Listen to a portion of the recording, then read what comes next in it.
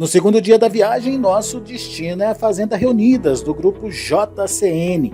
Saímos de Sorriso rumo a Paranatinga, no norte de Mato Grosso, um percurso de quase 400 quilômetros e 5 horas de estrada, entre trechos de asfalto e terra. E como toda boa história no campo, no meio do caminho, um pneu furado, mas nada que tirasse o foco da missão. Conhecer a propriedade que se tornou case do programa Reverte por conta do tamanho da área em conversão, 9.000 hectares, e do investimento feito, 120 milhões de reais, era o nosso objetivo. Aqui na Fazenda Reunidas, o primeiro ponto é assim, o grupo JCN é um grupo referência agropecuária sustentável no Brasil. O que a gente conhece de práticas de agricultura sustentável, o grupo aplica. Então a gente pode citar, por exemplo, aqui a integração lavoura-pecuária, o manejo de planta de cobertura, a rotação de culturas, o sistema de plantio direto e a agricultura de precisão, onde eles são, sem dúvida nenhuma, um grupo que é precursor dessa tecnologia no Brasil. O Reverte, ele é o capital, o dinheiro, eles fazem o aporte do dinheiro e você tem uma carência para fazer. Durante essa carência para você pagar, você consegue pegar uma área que estava degradada e colocar ela em condições de produção. E aí, para ter o resultado, quando você plantar o soja, se você for pagar a primeira parcela, você já está colhendo já está tendo uma produção boa de soja por hectare. Na fazenda, o cenário é de safra em movimento. Plantadeiras e pulverizadores avançam nos trabalhos da temporada 25-26. A Fazenda Reunidas tem 44 mil hectares, sendo 22 mil produtivos e outros 22 mil preservados e em uma pequena parte em recuperação. O viveiro, com mudas nativas da região, tem ajudado a recompor áreas de passivo ambiental e proteger olhos d'água, mais de 40 pontos revigorados na propriedade. A área produtiva é monitorada por sistemas de agricultura de precisão, que ajudam a definir o momento certo para o plantio, aplicar insumos de forma seletiva e tomar decisões mais rápidas e assertivas. Com essa tecnologia do Precision Plant, nós conseguimos exato a quantidade de semente. Você compraria 3% a mais de semente. Hoje você pode comprar a quantidade exata por conta do Precision Plant. Se você pedir 13 sementes, é 13 sementes. Se você programar 60 kg de semente por hectare, vai cair 60 kg. E antes não tinha essa precisão? Antes não tinha, porque remontava, não desligaria linha a linha. Hoje consegue fazer o desligamento linha a linha e tem essa eficiência e essa redução desse custo de semente. O grupo, há 2 anos, decidiu aderir ao Reverte, programa da Syngenta, em parceria com o Itaú BBA, voltado à recuperação de pastagens degradadas. Os resultados começaram a aparecer. Se você vai pegar uma área, você vai resolver o problema dela, que é físico, você vai colocar grade, vai arrumar ela, vai incorporar esse calcário, que entra uma parte química, vai fazer gesso, vai fazer fósforo. E aí você tem esse período que você vai colocar o capim, que você vai fazer a parte biológica. Você vai colocar o gado, vai ter o esterco, vai ter a urina do gado, e com isso você vai melhorar a estrutura do seu solo. Vamos pegar aí uma conta simples, se você conseguir colocar 10 boi aí por hectare em 90 dias, você vai ter aí mais de 6 toneladas de esterco por hectare, aí uma conta, claro, esterco verde, Isso aí seco vai dar 1,5 toneladas, mas isso aí conta como você vai estar formando ali um solo e uma condição ambiente de solo bom para a cultura. E com relação à criação, ao gado, numa área reformada, vocês conseguem aumentar o número de cabeças ali?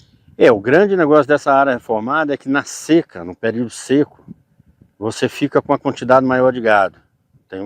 Você joga o gado, deixa essa área para jogar o gado ali na seca. Aí nós tivemos uma área de 50 hectares, por exemplo, 700 vacas durante 120 dias. Então, assim, se você pegar isso aí, e tiramos o gado e tinha capim verde na área ainda.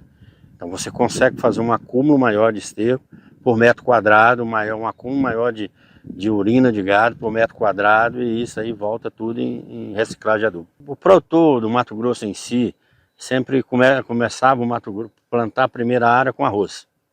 Depois ele plantava soja, ele aproveitava, e a palhada do arroz também, ele passava uma grade para essa palhada decompor, ele plantar soja, ele aproveitar um pouco dessa matéria orgânica. Mas muito produtor entrou plantando direto soja.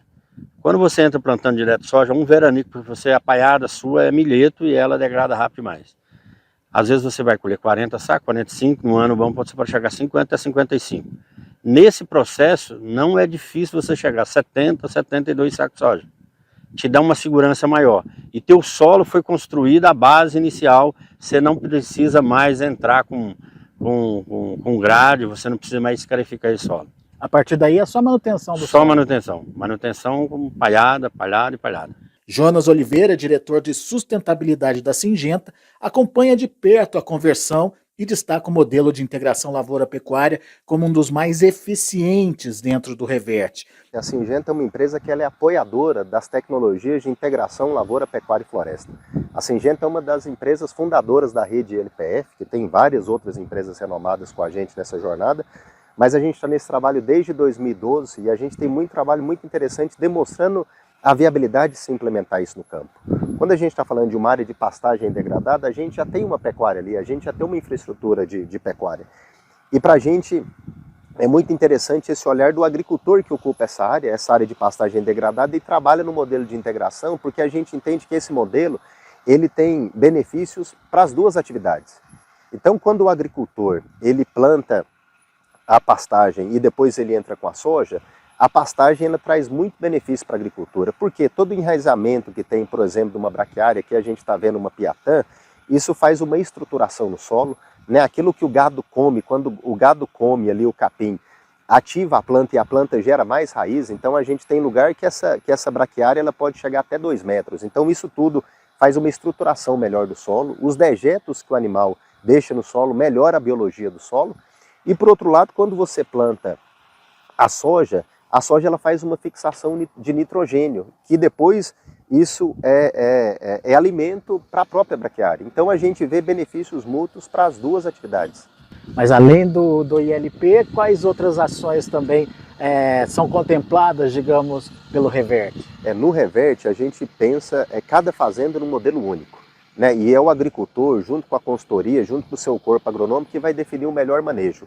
Mas a gente apoia algumas e recomenda algumas técnicas de uma agricultura regenerativa sustentável. Então o que a gente contempla, né, no Revert? A gente contempla uma linha de crédito com todo o investimento que ele precisa fazer para recuperar aquele solo, toda a parte de infraestrutura e toda a parte de máquinas e equipamentos. E aí dentro do manejo agronômico a gente recomenda técnicas de agricultura regenerativa, que são elas: plantio direto, rotação de culturas, a integração lavoura-pecuária, além da agricultura de precisão.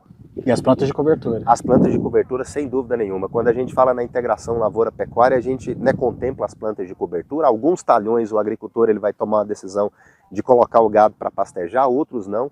Mas sem dúvida nenhuma, ter o solo coberto 100% do ano, isso é parte fundamental de uma agricultura regenerativa. Você consegue ter uma incorporação de carbono no solo, você consegue ter o controle de umidade e também o controle de temperatura.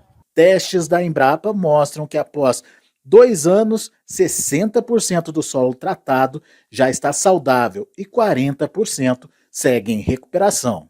Tem uma cartilha da Embrapa que mostra a questão de níveis de degradação do solo. Acho que isso é importante a gente entender. Então você tem desde um nível de degradação leve, que a olho nu é quando você começa a ter aparecimento de solo descoberto.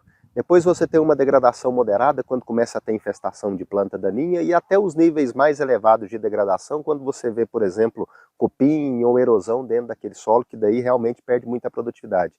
Mas a gente tem um modelo de análise biológica de solo, que é uma tecnologia brasileira, desenvolvida aqui no Brasil pela pesquisadora Ieda Mendes da Embrapa, que ela começou a medir a atividade enzimática do solo.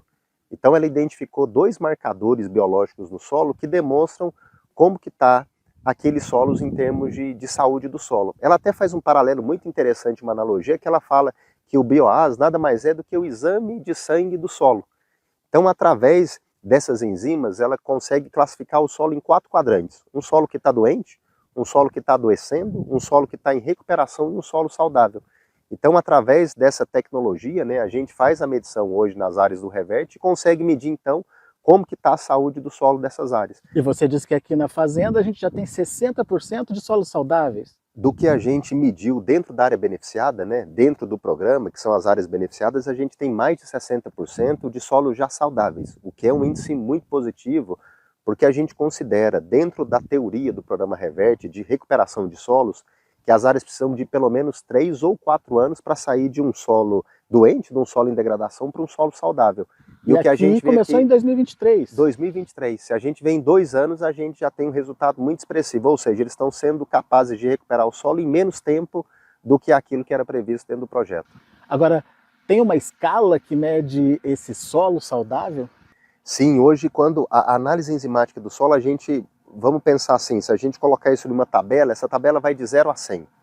Então se a gente colocar ali acima de 75, dividindo em 4 quadrantes, é o que a gente classifica de solo saudável. Então a partir de 75 é um solo saudável, mas obviamente tem um caminho que o produtor cada vez mais tornar esse solo mais saudável, com incorporação de matéria orgânica e com práticas, com boas práticas agrícolas ligadas à agricultura regenerativa. Ou seja, é um trabalho que não termina. É um trabalho que não termina. Eu sempre falo que o solo é o maior patrimônio do agricultor. E eu gosto de extrapolar que o solo é o maior patrimônio da humanidade.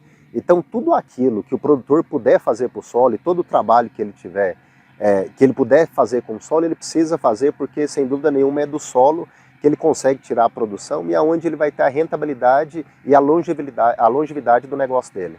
E, por exemplo, quando a gente tem essa classificação de solo saudável, isso se reflete imediatamente em melhoria da produtividade também? Dá para medir isso? Sim, esse é um ponto fundamental, né? O agricultor, o negócio dele é a produção de alimentos, ele busca cada vez mais ser mais eficiente, ou seja, utilizar menos recursos e conseguir uma melhor produtividade. E quando ele tem práticas agrícolas sustentáveis, isso se reflete sem dúvida nenhuma em produtividade. A gente tem, por exemplo, aqui na Fundação Mato Grosso, aqui no estado do Mato Grosso, um trabalho de mais de 20 anos que demonstra que aquelas áreas que atuam em agricultura convencional versus áreas que trabalham com manejo regenerativo, principalmente o manejo de plantas de cobertura, nos momentos que você tem um estresse hídrico, ou seja, um veranico, essas áreas que têm uma planta de cobertura, por exemplo, e técnicas de agricultura regenerativa, elas conseguem responder com até 30% a mais de produtividade. Então a gente consegue demonstrar que sustentabilidade é sim uma alavanca de rentabilidade, é uma alavanca de bons negócios.